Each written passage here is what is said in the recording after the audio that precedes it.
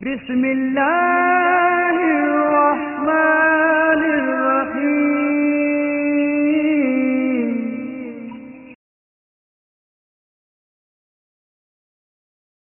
فؤادي بخير المرسلين مولع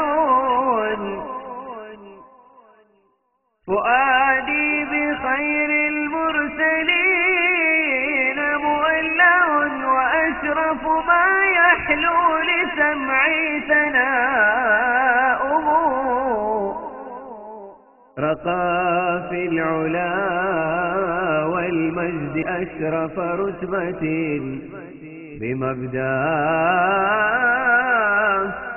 بمبداه حار الخلق كيف انتداؤه يا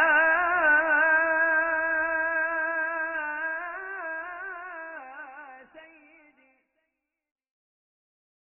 السلام عليكم ورحمة الله وبركاته. بسم الله العظيم القدرة والشان شديد البطش والبرهان حافظ الدين والقرآن ما شاء الله كان وما لم يشأ لم يكن لا حول ولا قوة إلا بالله عليه توكلت وإليه أنيب. ഏറ്റവും ബഹുമാനമുള്ള പണ്ഡിതന്മാരെ, ആദരണീയരായ കാരണവന്മാരെ, സ്നേഹസമ്പന്നരായ മുതഅല്ലിമീങ്ങളെ, പ്രിയപ്പെട്ട സഹോദരങ്ങളെ, സുഹൃത്തുക്കളെ, നമുക്കിവിടെ ഒരു വിഷയാവതരണ പ്രഭാഷണത്തിൻ്റെ ആവശ്യമില്ലെന്ന് നിങ്ങൾക്കറിയാം. കഴിഞ്ഞ കുറേ കാലമായി ഇവിടെ വിഷയാവതരണങ്ങൾ നടന്നുകൊണ്ടിരിക്കുകയാണ്. ഇന്നലെയും ആവശ്യമായ പ്രസംഗം ഇവിടെ നടന്നിട്ടുണ്ട്.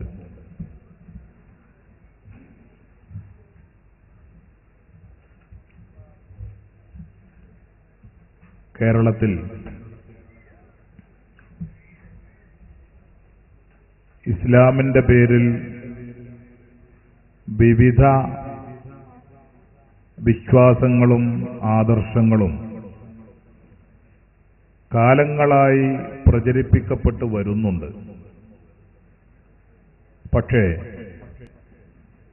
ഇസ്ലാമിക പ്രബോധനത്തിന്റെ പേരിൽ ഇത്രയും കളവുകൾ പറയാം, ദുഷ്പ്രചാരണം നടത്താം എന്ന്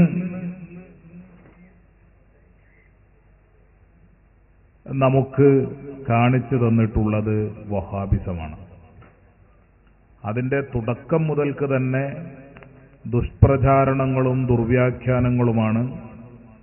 ഇപ്പോൾ കൂടുതൽ പ്രചണ്ഡമായി, വളരെ വിപുലമായി അതിൻ്റെ ദുഷ്പ്രചാരണങ്ങൾ നടന്നുകൊണ്ടിരിക്കുകയാണ്. അതിന് ആരൊക്കെ ഇരയാകും എന്ന് പലപ്പോഴും പ്രവചിക്കാൻ കഴിയുകയില്ല. എല്ലാവരും ഒരുപക്ഷെ അതിന് ഇരകളായേക്കാം. ഈ അടുത്ത കാലത്ത് ഗൾഫിൽ നിന്നും ഒരു പ്രവർത്തകൻ എന്നെ വിളിച്ച് ചോദിച്ചു, നിങ്ങളും കൊളത്തൂർ അലവി സഖാഫിയും തമ്മിൽ എന്താണ് പ്രശ്നം എന്ന്.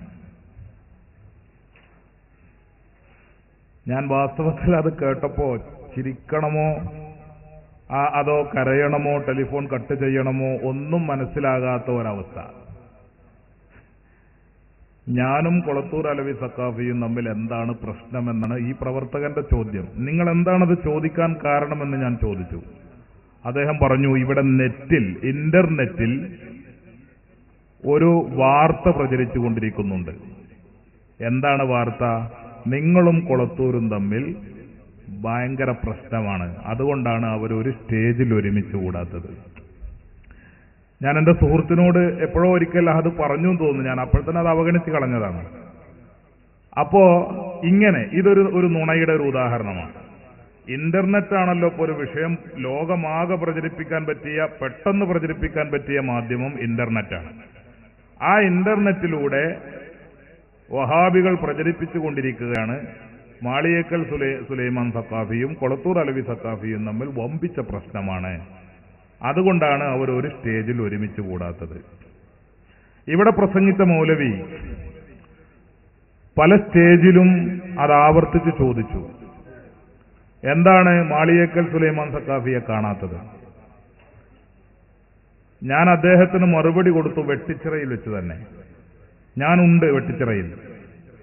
5 ദിവസത്തെ പ്രസംഗം വഹാബിസം എന്ന ടൈറ്റിലിൽ തന്നെ 5 ദിവസം പ്രസംഗിച്ചു, 3 മണിക്കൂർ വീതം. ഇന്നും IPBയുടെ ബുക്ക് സ്റ്റാളിൽ 15 മണിക്കൂറുള്ള ആ പ്രസംഗത്തിന്റെ CD കിട്ടും. അന്ന് 5 ദിവസത്തെ പ്രസംഗത്തിന്റെ മറുപടിക്ക് വേണ്ടി ഇവിടെ പ്രസംഗിച്ച മൗലവി വന്നപ്പോൾ അതിന്റെ തൊട്ടടുത്ത ദിവസം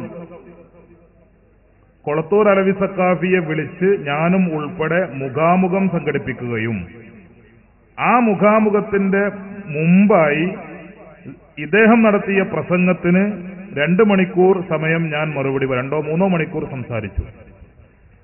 അന്ന് ഞാൻ വെല്ലുവിളിച്ചിരുന്നു, ഇത് വെട്ടിച്ചിറയാണ്, ഇത് മജ്മഅ മഹല്ലാണ്, ഇവിടെ വഹാബിസത്തിന് യാതൊരു സ്വാധീനവുമില്ല, ഉണ്ടാകാൻ അനുവദിക്കുകയുമില്ല, വേണമെങ്കിൽ നിങ്ങൾക്ക് പരീക്ഷിച്ചു നോക്കാം എന്ന് ഞാൻ പറഞ്ഞു. വെല്ലുവിളിയുടെ സ്വരത്തിൽ തന്നെ പറഞ്ഞു. വാസ്തവത്തിൽ വെട്ടിച്ചിറയിൽ അങ്ങനെ ഒരു പ്രസംഗം തുടരുന്നതിനോട് എനിക്ക് താല്പര്യമുള്ളത് കൊണ്ടല്ല.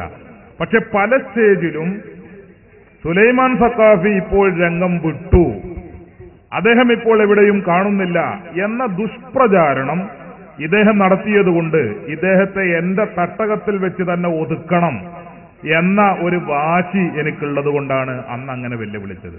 പക്ഷേ പിന്നീട് അദ്ദേഹം വന്നില്ല, അവിടെ വന്നില്ല.